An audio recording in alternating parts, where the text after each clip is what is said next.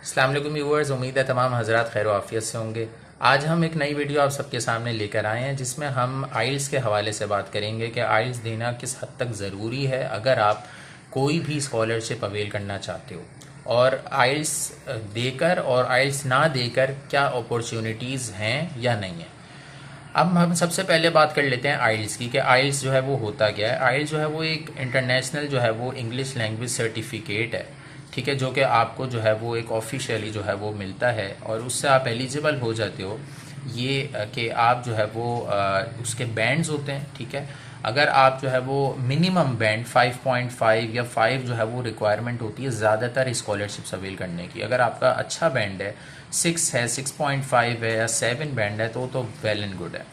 तो एक तो हो गया आइल्स कि आपने जो है वो आइल्स देना है। पाकिस्तान में बैठकर आप दे सकते हैं, दुनिया के किसी भी कोने में आप जो है वो आइल्स जो है वो दे सकते हैं, ठीक है। और आइल्स देने से फ़ायदा ये होता है कि अगर आप किसी भी स्कॉलरशिप को टारगेट कर रहे हैं और उस स्कॉलरशिप की एक मिनिमम रिक्वायरमेंट है आइल्स की, तो फिर जो है वो आइल्स आपने लाजमी उनको सर्टिफिकेट सबमिट करवाना है, तभी आप उस स्कॉलरशिप के लिए जो है वो एलिजिबल होंगे। अदरवाइज़ जो है वो आप एलिजिबल नहीं होंगे।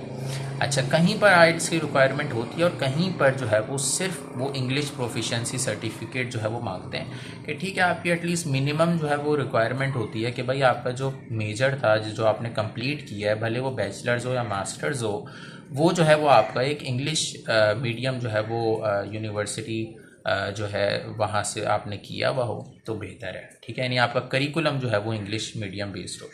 अगर आप वो सबमिट करवा देते हैं तो वो आइल जो है वो बहुत सारी जगहों पर जो है वो एग्जेम्प्ट हो जाता है। लेकिन उसमें ये होता है कि आपके चांसेस ज़ाहिर है कम होते हैं, क्योंकि ज़्यादातर यूनिवर्सिटीज़ में आइल जो है वो रिक्वायर्ड होता है। लेकिन अगर आपके पास बजट नहीं है, आप आइल्स नहीं दे सकते, तो ऐसा नहीं है कि आपके लिए जो है वो सारे दरवाजे बंद हो गए।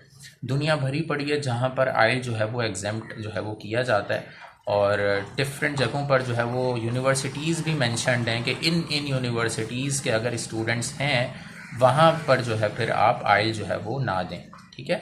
फॉर एग्ज़ाम्पल हम जो है वो एक कनाडा की यूनिवर्सिटी है, एल्बर्टा यूनिवर्सिटी, हम उसकी बात कर लेते हैं। अगर आप उसकी वेबसाइट पे जाएं, इसी तरह और भी बहुत सारी यूनिवर्सिटीज़ हैं, आप वेबसाइट पे जाएं, वहाँ आपको जो इंग्लिश रिक्वायरमेंट्स की जब आप देखेंगे तो वहाँ पर कंट्रीज़ पूरी लिखी हुई हैं, और उन कंट्रीज़ में जो है वो आप टारगेट कर सकते हैं जिस भी आप कंट्री के हैं। अगर आपकी कंट्री का नाम है तो आपका जो है वो आइल्स एग्जेम्प्ट हो जाता है और आप बग़ैर आइल्स दिए जो है वहाँ की किसी भी स्कॉलरशिप प्रोग्राम को जो है वो टारगेट कर सकते हैं और आप स्कॉलरशिप अर्न कर सकते हैं। तो उम्मीद है आप सबको ये वीडियो बहुत अच्छी लगी होगी। इंशाल्लाह एक और जो है वो नई वीडियो के साथ आप सबके सामने जल्द हाजिर होंगे। अपना बहुत सारा ख्याल रखिएगा। अल्लाह हाफ़िज़।